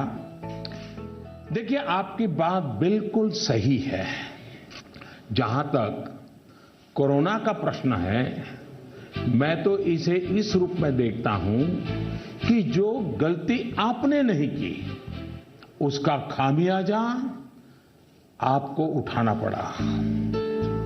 ये आपके लिए जीवन की एक सीख है कि कई बार जीवन में बहुत कुछ अचानक घटता है, अकल्पनीय घटता है, और इन घटनाओं पर आपका कोई नियंत्रण नहीं होता है। कोरोना में भी हम कह सकते हैं कि बच्चों का, युवाओं का जो नुकसान हुआ है वो बहुत बड़ा है। बचपन के लिए तो 1 साल का नुकसान बड़ी इमारत की नींव में एक खालीपन जैसा है। इस कमी को भरना आसान नहीं है। स्कूल एज मतलब हंसना, खेलना, मिट्टी में खेलना, मिट्टी उछालना, गर्मी, सर्दी, बरसात, हर चीज का आनंद, दोस्तों के साथ, क्लासरूम में, टीचर के साथ गप्पे मारना, बातें करना, घर की छोटी सी भी घटना चारों दौर एकदम से बता देना, उनके बीच रहना, ये सब जीवन की विकास यात्रा के लिए बहुत अनिवार्य होता है। इन सब चीजों से आप सहज ही कितना कुछ सीख सकते हैं। आपको भी लगता ही होगा, कोरोना काल के पहले का समय आप याद करते होंगे तो सोचते होंगे कि कितना कुछ मिस किया है। लेकिन कोरोना काल में अगर काफी कुछ खोया है तो बहुत कुछ पाया भी है। कोरोना की सबसे पहली सीख तो यही है कि आपने जिस चीज को, जिन जिन लोगों को मिस किया, उनकी आपके जीवन में कितनी बड़ी भूमिका है, ये इस कोरोना काल में ज्यादा पता चला है। आपको इस बात का एहसास हुआ कि किसी को भी फॉर ग्रांटेड नहीं लेना चाहिए।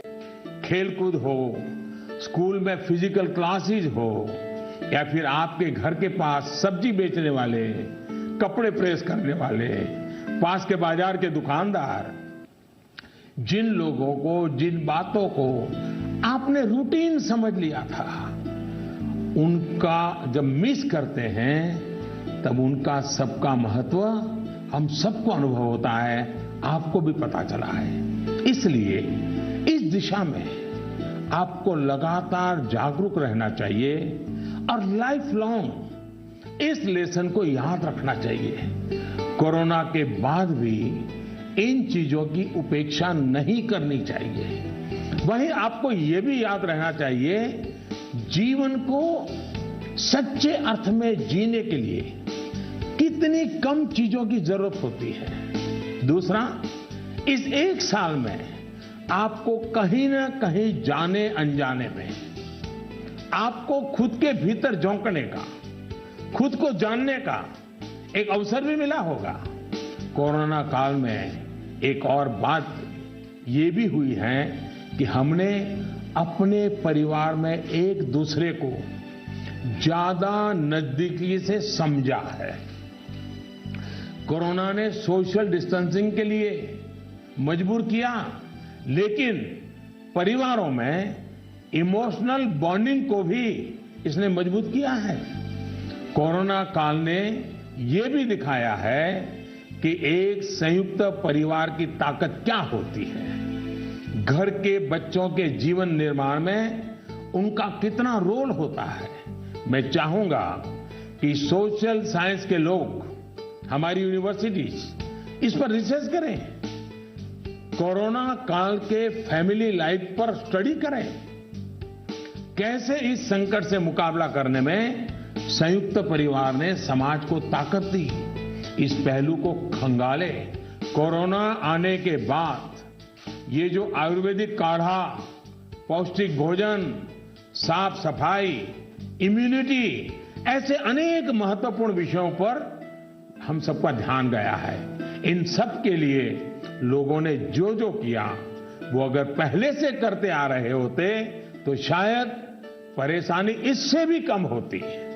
लेकिन अच्छा है, अब ये बदलाव लोगों ने अपने जीवन में शामिल कर लिया है, और इसलिए मैं यही कहूंगा, ये बहुत बड़ी बात है कि परिवार के बच्चे ऐसे गंभीर पहलुओं पर सोच रहे हैं, बात कर रहे हैं। धन्यवाद बेटा, धन्यवाद। नमस्कार। অতি মাননীয় প্ৰধানমন্ত্ৰী মহোদয়, সকলো অসমবাসী ৰাইজৰ ফালৰ পৰা মই অভিনন্দন জ্ঞাপন কৰিলো। माननीय प्रधानमंत्री महोदय, मैं कृष्टि सैकिया केंद्र विद्यालय IIT गुवाहाटी की 10वीं कक्षा की छात्रा हूं और समस्त असमवासियों की ओर से आपको प्रणाम। सर, नई पीढ़ी की एक बच्चे के तौर पर हम अपने पेरेंट्स और अपने बीच की जनरेशन गैप को हमेशा कम करना चाहते हैं। तो प्राइम मिनिस्टर सर, हम ये किस प्रकार कर सकते हैं? कृपया अपने मार्गदर्शन दीजिए। क्या नाम बताया बेटा? सर, क्रिस्टी सैकिया। इतनी बढ़िया हिंदी कैसे बोल लेती हो? धन्यवाद सर। चलिए, आपका सवाल तो बहुत अच्छा है। एक विद्यार्थी के रूप में आपने जो सवाल पूछा है, उसके लिए मैं आपकी बहुत सराहना करता हूं। ये बताता है कि आप उस मुद्दे को लेकर कितने संवेदनशील हैं। आप न केवल इस विषय को समझ रहे हैं, बल्कि दो पीढ़ियों के बीच जनरेशन गैप कम हो, इसका भी प्रयास कर रहे हैं। लेकिन मुझे पेरेंट्स से इस विषय पर बात करनी है। एक बात जो पेरेंट्स को डिसाइड करनी है, क्या वो बुढ़ापे की ओर जाना चाहते हैं या फिर अपनी उम्र कम करना चाहते हैं। और आप भी बेटा अपने मम्मी पापा को जरूर ये सवाल पूछना।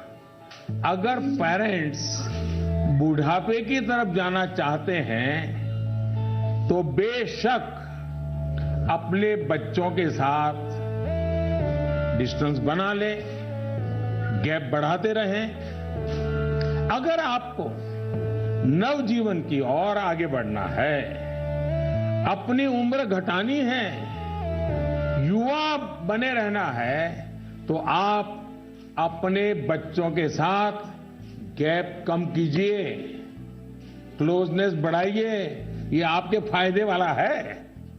आप याद करिए, जब आपका बच्चा 1 साल की उम्र का था तो आप उसके साथ कैसे बातें करते थे?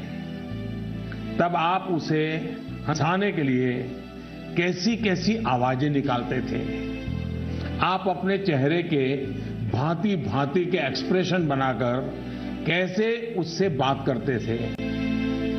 ऐसा करते हुए क्या कभी आपने सोचा कि कोई देखेगा तो क्या कहेगा? कभी आपने सोचा कि लोग आपको ऐसा करते हुए देखेंगे तो ये कहेंगे ये कैसे चेहरे बना रहा है, कैसी आवाज निकाल रहा है? क्या कभी उस समय आपने ये सोचा कि आपके बच्चे के मन में क्या चल रहा होगा? आपको उस समय आनंद आया, इसलिए आपने ये किया। आपने किसी की परवाह नहीं की, यानी आप सब कुछ छोड़कर खुद एक बच्चे बन गए। बच्चे से खेलने के लिए आप खुद खिलौना बन गए और बच्चे के खिलौनों से भी उतना ही चाव से खेले। आप याद करिए, कभी आप घोड़ा बने होंगे, कभी बच्चे को पीठ पर बिठाकर चले होंगे, कभी कंधे पर बिठाकर घर भर घूमे होंगे, कभी 4 पैर करके चले होंगे। बच्चा रोया होगा तो उसे चुप कराने के लिए आप भी जुट-मुट कर रोए होंगे। तब आपको कोई फर्क नहीं पड़ता था कि देखने वाला क्या कहेगा, घर के बाकी लोग क्या कहेंगे, समाज क्या कहेगा, दोस्त क्या कहेगा, कुछ नहीं सोचा। क्या कभी सोचा था? आप उसका आनंद लेते हैं और ऐसा बच्चे के 5-6 साल की उम्र तक चलता रहता है। जैसे ही बच्चा थोड़ा बड़ा होता है तो एक लेवल पर मेंटेलिटी ऐसी हो जाती है कि माँ बाप बच्चे को डोमिनेट करना चाहते हैं, बच्चे को हर चीज सिखाना चाहते हैं। अचानक जो दोस्त थे वो दोस्त न रहकर बच्चे के इंस्ट्रक्टर बन जाते हैं और कभी कभी इंस्पेक्टर भी बन जाते हैं। साथियों, बच्चा जब बाहर की दुनिया में पैर रखता है तो बहुत सी बातें ऑब्जर्व करता है। घर में जो देखा था उससे कुछ ज्यादा, कुछ अलग, कुछ नया वो देखने लगता है। उस समय आपकी ये जागरूक जिम्मेदारी है कि उस नए वातावरण में आपका बच्चा और अधिक फले फूले। और इसका उत्तम तरीका है कि आप उसके मन से जुड़े, उसके मन से ही करें और उसकी हर बात को इमोशनली अटैच होकर के सुने। ऐसे नहीं फोन कर रहे हो और वो बोल रहा है, ऐसा नहीं होना चाहिए। बिल्कुल उसके साथ जुड़िए। आपको जो पसंद नहीं, अगर वो काम आपका बच्चा करके आया है तो उसको डांटिए मत, टोकिए मत, बस सुनते रहिए। सुनते समय उसको लगना चाहिए कि आप उसको कितना प्यार करते हैं। हाँ, लेकिन जो चीज अच्छी नहीं है उसको मन में रजिस्टर करके रखिए। और ये ग्रोइंग एज के बच्चों के लिए करना बहुत जरूरी होता है। आप जितना हो सके उसकी बात सुनिए, उसकी बात समझिए। आप इंस्ट्रक्टर बनकर उसे सुबह से शाम तक क्या करना है ये मत समझाइए। बार बार ये मत पूछिए कि मैंने ये कहा था, क्या क्या किया। बस अपनी आंखें खुली रखिए, कान खुले रखिए, उस पर ध्यान रखिए। उसमें सुधार से जुड़ी जो बातें आपने रजिस्टर की हैं, जो आपको ठीक नहीं लगा, उसे ठीक करने के लिए बहुत विचार करके एक एनवायरनमेंट क्रिएट करिए ताकि उसे खुद ही लगे कि वो कहां गलत कर रहा है। जब माँ बाप बच्चों के साथ हम उम्र बनकर ही जुड़ते हैं तो कोई इश्यू नहीं होता है। जैसे बच्चा कोई नया गाना सुन रहा है, कोई नया म्यूजिक सुनकर आनंद ले रहा है, तो आप भी उसके साथ उस आनंद में शामिल होने की कोशिश करिए। आप उसको मत कहो कि 30 साल पहले हमारे जमाने में तो वो गाना था, हम वो बजाएंगे। नहीं, ऐसा मत करो। वो जो गाना उसको पसंद है आप उससे जुड़िए, आनंद लीजिए ना। ये समझने की कोशिश तो करिए कि आखिर ऐसा क्या है उस गाने में कि आपका बच्चा उसे पसंद कर रहा है। लेकिन होता क्या है कि हम देखते हैं ठीक इसी समय कुछ माता पिता ये कहने लगते हैं कि ये क्या बेकार का गाना सुन रहे हो, असली म्यूजिक तो हमारे समय में होता था। अब तो जो बनता है वो सिर्फ शोर शराबा होता है। होता क्या है कि बच्चा आप पर आकर के आपको कोई बात बताता है। वो बताता है कि आज स्कूल में हमने ये किया, तो कहीं आप अपनी ही कहानी लेकर तो नहीं बैठ जाते हैं कि अरे ये तो ऐसे ही, क्या है, क्या नई चीज है, ये तो वैसा ही है। अपने बच्चे के साथ उसकी जनरेशन की बातों में उतनी ही दिलचस्पी दिखाइएगा, आप उसके आनंद में शामिल होंगे तो आप देखिएगा जनरेशन गैप कैसे खत्म हो जाती है। और शायद जो बात आप कहना चाह रहे हैं वो उसके समझ में भी आ जाए। और इसलिए जनरेशन गैप को कम करने के लिए बच्चों और बड़ों को एक दूसरे को समझना होगा, खुले मन से गपशप करनी होगी, खुलकर बातें करनी होगी, समझना होगा, सुनना होगा और फिर आपको बदलने की तैयारी भी रखनी होगी। चलिए, असम से इतना बढ़िया सवाल मुझे मिला, जरा मैं लंबा ही जवाब दे गया, लेकिन मुझे अच्छा लगा। बहुत बहुत धन्यवाद बेटा। धन्यवाद सर। नमस्ते सर। नमस्ते। I am Shreyan Roy of class 10. I study in Central Middle School, Barakpur, Kolkata.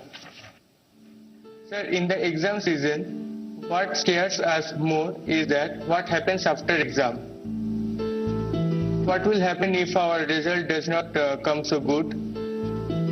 Is failure in examination is actually the failure in our life too? अरे यार, ऐसा कैसे सोचते हो, हैं? अगर आप एग्जाम वॉरियर किताब पढ़ते तो ये सारे सवालों के जवाब आप खुद ही लोगों को दे देते। लेकिन आपका सवाल महत्वपूर्ण है और शायद ऐसे सवाल बार बार उठते भी हैं और बार बार जवाब देने भी होते हैं। एक बार कहने से बात बनने वाली नहीं है। और मैं ये बात पूरे खुले मन से कहना चाहता हूं कि दुर्भाग्य से शिक्षा के क्षेत्र में और पारिवारिक जीवन में सोचने का दायरा इतना सिमट गया है। परीक्षा में आपके जो नंबर आए वो आपकी योग्यता का पैमाना नहीं हो सकते। भारत ही नहीं, दुनिया में आप ऐसे बहुत से सफल लोगों को देखेंगे जो क्लास में नंबरों में भले अच्छे नहीं थे, लेकिन आज वो अपनी फील्ड में सर्वश्रेष्ठ हैं। ये परीक्षा सिर्फ एक पड़ाव है। इस परीक्षा में नंबर कम आने का मतलब ये नहीं होना चाहिए कि आपके जीवन में बहुत बड़ा नुकसान हो गया। हाँ, भविष्य में आपको जिस एक चीज से आपको बचकर रहना चाहिए उसके बारे में मैं आपको जरूर बताऊंगा। एक नई तरह की कुरीति आ रही है समाज में, जिसे हम डेस्टिनेशन फीवर कह सकते हैं। मतलब दूसरे अगर किसी एक डेस्टिनेशन पर हैं तो उन्हें देखकर अपना डायरेक्शन तय करना। आपका कोई रिश्तेदार कहीं जाकर सफल हुआ, आपको लगता है वहां जाकर आप भी सफल हो जाएंगे। कोई असफल हुआ तो आपको लगता है हम भी उसी फील्ड में गए तो असफल हो जाएंगे। हमें लगता है वो स्टूडेंट इस दिशा में गया इस क्षेत्र में गया, ये बना, उस क्षेत्र में उसने ये नाम कमाया, तो हम भी वही करेंगे, तभी हमारा जीवन सफल होगा। ये सोच सही नहीं है दोस्तों। इसी सोच का परिणाम है कि बहुत से स्टूडेंट्स इतने तनाव में जी रहे हैं। आप जो पढ़ते हैं वो आपके जीवन की सफलता और विफलता का पैमाना सिर्फ यही एकमात्र नहीं हो सकता। आप जो जीवन में करेंगे वो आपकी सफलता और असफलता को तय करेंगे। आप लोगों के प्रेशर, सोसाइटी के प्रेशर, माता पिता के प्रेशर, इन सब से बाहर निकलिए। हमें पोटेंशियल को जानने के लिए मैदान में कूदना ही पड़ता है। मुझे लगता है कि आपको अपना जवाब मिल गया होगा। साथियों, मुझे बहुत अच्छा लगा आप सबसे वर्चुअली मिलने का मुझे मौका मिला। मैं आप सबका बहुत बहुत धन्यवाद करता हूं। वाकई मुझे बहुत आनंद आया। आप सबसे बात करना मेरे लिए भी एक उमंग से कम नहीं होता है, आनंद से कम नहीं होता है। मुझे लगता है कि आप सभी को भी जरूर उसमें से कुछ न कुछ बातें काम आएगी। जरूरी नहीं है कि मैंने जो कहा है उसी पर चलना चाहिए। सोचिए, अपने तरीके से सोचिए। साथियों, आज मैं आपको एक बड़े एग्जाम के लिए तैयार करना चाहता हूं। ये बड़ा एग्जाम है जिसमें हमें 100% मार्क लेकर के पास होना ही है। ये है अपने भारत को आत्मनिर्भर बनाना। ये है वोकल फॉर लोकल को जीवन मंत्र बनाना। मेरा एक आग्रह है, जब आपकी बोर्ड परीक्षाएं समाप्त हो जाएं, तो परिवार के लोगों के साथ मिलकर एक लिस्ट बनाइए। सुबह से लेकर रात तक आप जिन चीजों का उपयोग कर रहे हैं, उनमें से कितनी चीजें विदेशी धरती पर बनी हैं और कितनी चीजों में भारत मां की मिट्टी की सुगंध है, कितनी चीजें किसी देशवासी की मेहनत से बनी हैं। इसके अलावा एग्जाम के बाद के लिए एक टास्क आपको देना चाहता हूं। आप सब जानते हैं कि हमारा देश आजादी के 75 साल के उपलक्ष्य में आजादी का अमृत महोत्सव मना रहा है। अमृत महोत्सव में हमारे स्वाधीनता सेनानियों के बारे में आप सब लोग जानें, आजादी की लड़ाई के बारे में जानें। इसके लिए देश ने एक अभियान शुरू किया है। आपको इस अभियान से जुड़ना है। आप अपने राज्य की आजादी की लड़ाई से जुड़ी 75 घटनाएं खोजकर निकालिए। ये किसी व्यक्ति के संघर्ष में जुड़ी हो सकती हैं, किसी क्रांति वीर से जुड़ी हो सकती हैं। इन घटनाओं को आप अपनी मातृभाषा में विस्तार से लिखिए। इसके अलावा हिंदी, इंग्लिश में लिख सके तो भी अच्छा होगा। आप इसको साल भर का प्रोजेक्ट बनाइए और डिजिटल तरीके से इसे कैसे करें, इसके लिए अपने टीचर से भी गाइडेंस लीजिए। आप अपने टीचर से बात करिए, अपने पेरेंट्स से, दादा दादी से बात करिए। आप क्या कर सकते हैं, इस पर चर्चा करिए। साथियों, गुरुदेव रविंद्रनाथ टैगोर ने लिखा है, मैंने स्वप्न देखा कि जीवन आनंद है। मैं जागा और पाया कि जीवन सेवा है। मैंने सेवा की और पाया कि सेवा में ही आनंद है। आप खुद भी देखिए, जब हमारी इच्छाएं, हमारे लक्ष्य देश की सेवा से जुड़ जाते हैं, तो हम करोड़ों जीवनों से जुड़ जाते हैं। इसलिए बड़े सपने रखने हैं, देश के लिए सोचना है। मुझे पूरा भरोसा है आप ये एग्जाम बहुत अच्छे मार्क्स से पास करेंगे। उसके बाद जीवन में बहुत आगे जाएंगे। इसलिए खूब पढ़िए, खूब खेलिए, खूब मस्ती करिए रिजल्ट के बाद मुझे अपने संदेश भी जरूर भेजिएगा। मुझे इंतजार रहेगा। इन्हीं शुभकामनाओं के साथ सभी मेरे युवा साथियों का, नन्हे नन्हे दोस्तों का बहुत बहुत धन्यवाद।